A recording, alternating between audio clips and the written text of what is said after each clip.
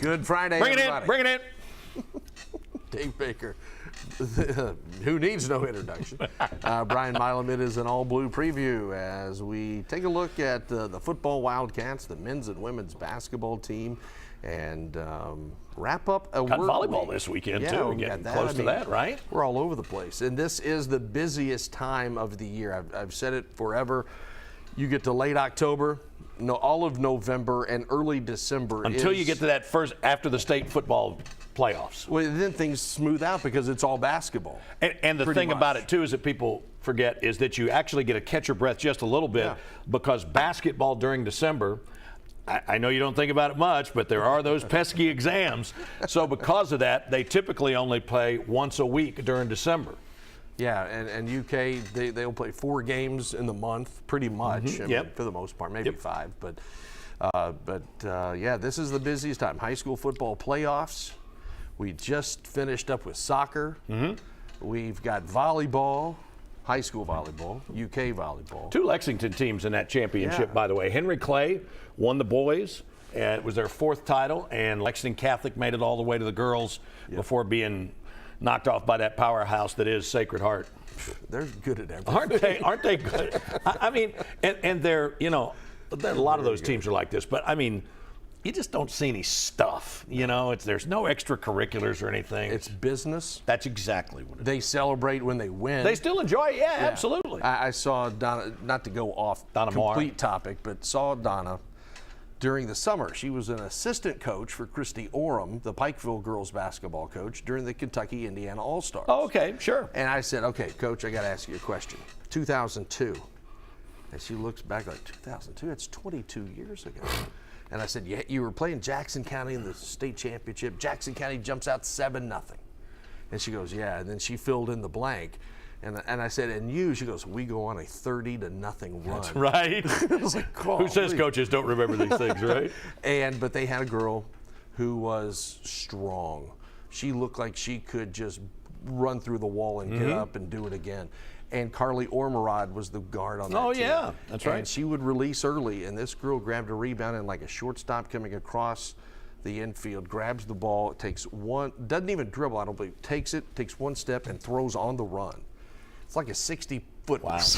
And Ormerod ball never touched the floor, and I went, this is legit. Hello. Is legit. But we've got all kinds of stuff going on. Let's get to quickly UK football because they are off this week. Need it badly. Yeah, and probably needed it a week or 2 ago if they could have, the way the schedule goes. But the game with Tennessee, Cats surprisingly in it the whole way, pretty much. And Tennessee kept the door open, missing the 3 field goals. And everybody knows Kentucky must win 3 to play 4.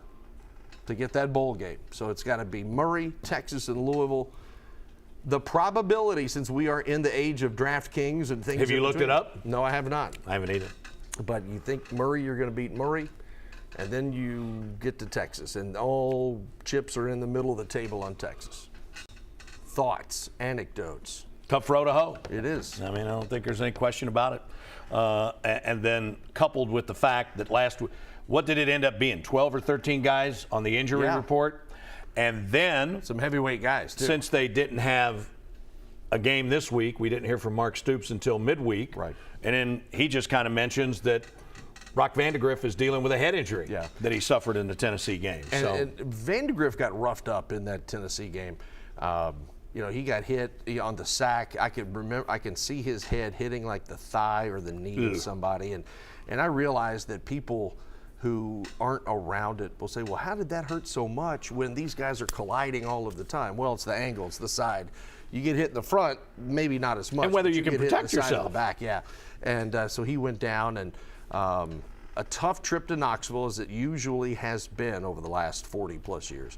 But Kentucky gets the bye. Now a lot of people are thinking, how much does Cutter Boley play the rest of the way? Because he had that, bless his heart, he had that tough outing against Florida when he came in relief and 0 for 7 with a pick and whatnot. But I would say besides, how much do you look for the future? You still have something to play for, mind you. But if you were to stub your toe against Texas, what do you do with Louisville? No, you're right. I would think that in addition to generally just getting everybody healthy, that the biggest point of emphasis this week would have been a deep dive with Vandegrift recovering on Boley and on Wimsatt. Sure. And certainly it would have afforded the opportunity for Boley, regardless of what happens, to get more reps this week, more fresh tape, and more fresh evaluation. And I think that's what's going to determine how much he plays going forward. Yeah, we'll see what does happen. Now, quickly to basketball. UK men in the first game against Wright State, 30 assists, 7 turnovers. And it was so much fun to be there because you saw things we have not seen maybe in a decade around here. At least. And the spacing was beautiful. There's no way, maybe you could say, the rebounding, they got some second chance points on things against better teams that are going to hurt you. But if you're Mark Pope, you got to say, this is an A-, a solid A performance. You know, Mark Pope wants to win right away, and he believes he can. To what level, is still to be determined. And so they get Bucknell tomorrow, and then Duke is obviously huge on Tuesday night. But I just wonder if part of the reason that Pope brought in some of the guys that he brought in was, regardless of what happens in relationship to the tournament and things like that, which is still the ultimate here, did he put together a team that he believes can compete, but also can showcase what he wants to do moving forward? Sure. And so you don't want to put a bunch of players together that don't accentuate your style of play, because then other recruits out there are like, this doesn't work. But when you put a bunch of guys together like that, you've got guys out there at home that are now watching games and stuff are like, oh man, look how fun it. If I was, they think I can't do this now, but if I was there, he would have me shooting those shots, which is going to help me at the next level. So I just wonder that out loud. And 21 of 42 on three-pointers. I believe that's right. That's crazy. 61% for the game. It was those 30 it was assists nearly led flawless.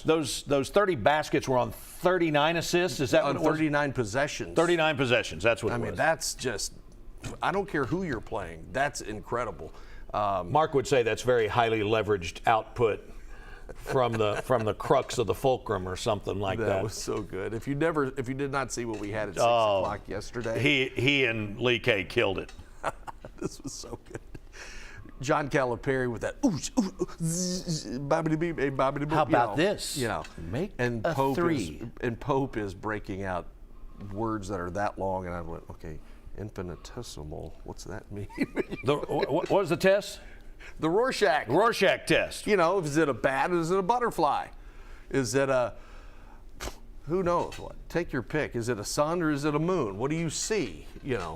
And I just thought fulcrums. I thought I heard fulcrum once. Yeah, there was fulcrum, I believe, and just he is a joy to be around because he answers your questions straight up, as honestly as he will, and in his own inimitable Rhodes Scholar style. There is not any sort of an effluvia which emanates out of the mandible.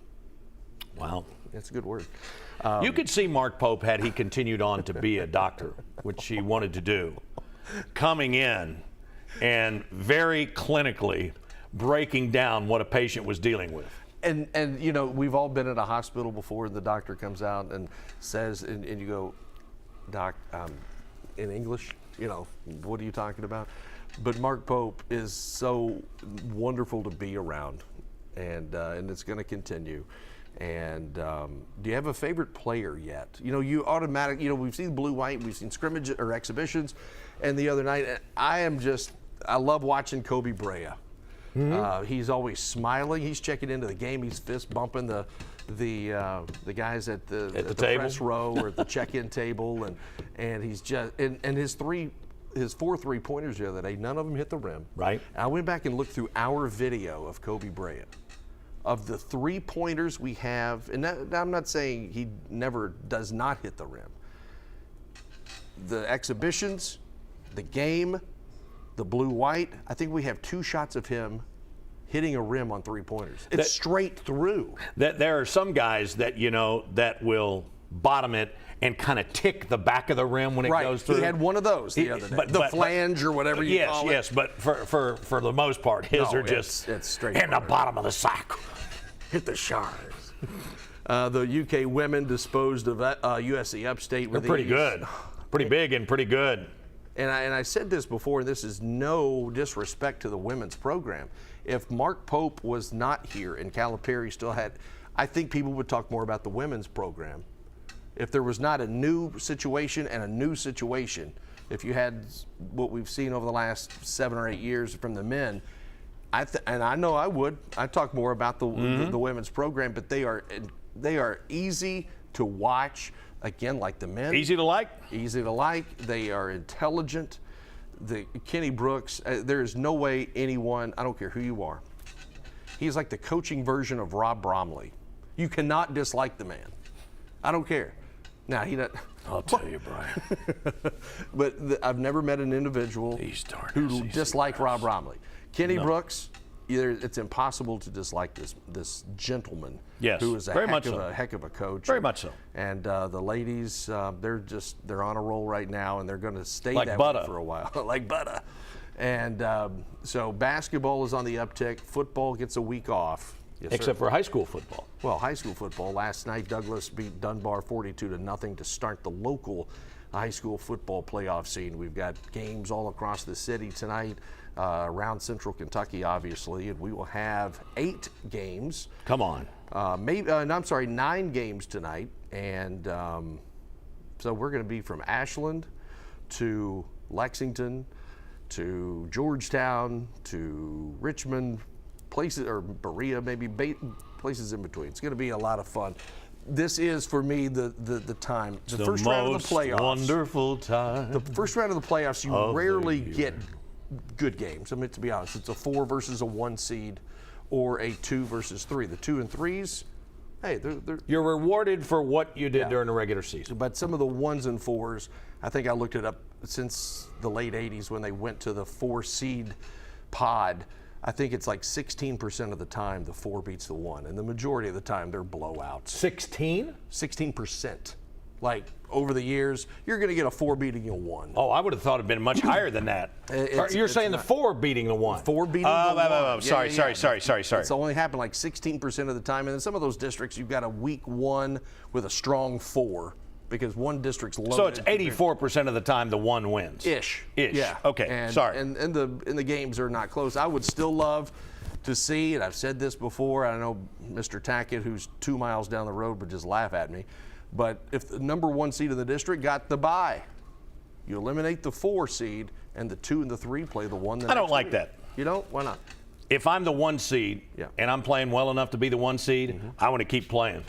I want to stay in rhythm. Well, I get that. I don't want to get that bye week. I get that.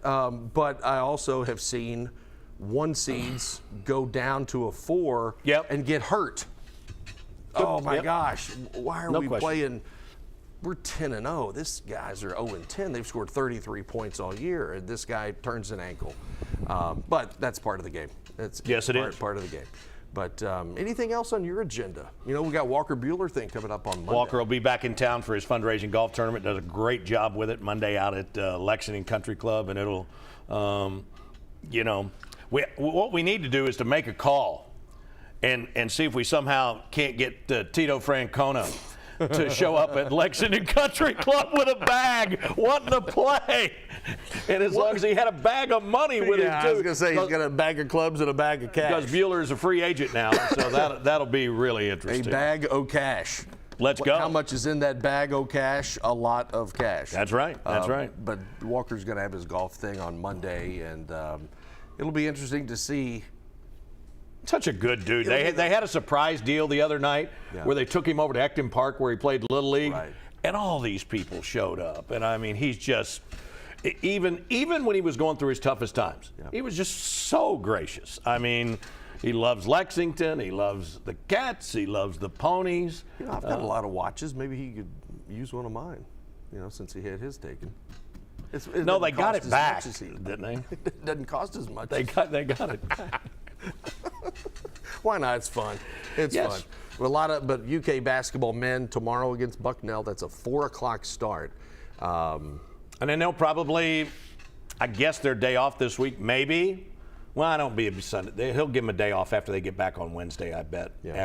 But it gets real. Yeah, it as they take on Dookie in the Champions Classic. It gets really real, and we will be down in Atlanta for that extravaganza. That game with Duke probably won't start till about 9:30. Just remember this: if you're watching, the first game is scheduled for 7. Which will mean 7:05 or so by the time they do introductions and on-camera stuff. And then what ESPN does on nights like this is they put at least 30 minutes, if not more. It's more than 30 minutes between games because they do the latest college football playoff. Right. And they had the first one that was So you're revealed saying last 10 week. o'clock. So which is why I'm staying. As a veteran of many pregame shows where you have to fill, I would be, I'd say 9:45 is your over/under, and I'd go over. Gosh. And you know who's going to be there for that, right? You? Oh, yeah. Oh, yeah. That's because you're that guy. Yeah. To quote Jerry Lawler on Andy Kaufman on the Letterman show, what kind of guy are you? You know? We're going to get out of here and get back to work, but thanks for joining us on this Friday. Next week, we will talk more with the basketball Wildcats, getting ready for UK and Murray State football and things in between, and we will see how it all plays out. For Dave Baker, I'm Brian Milam. Thanks for watching. We will see you next time right here on The Big Show.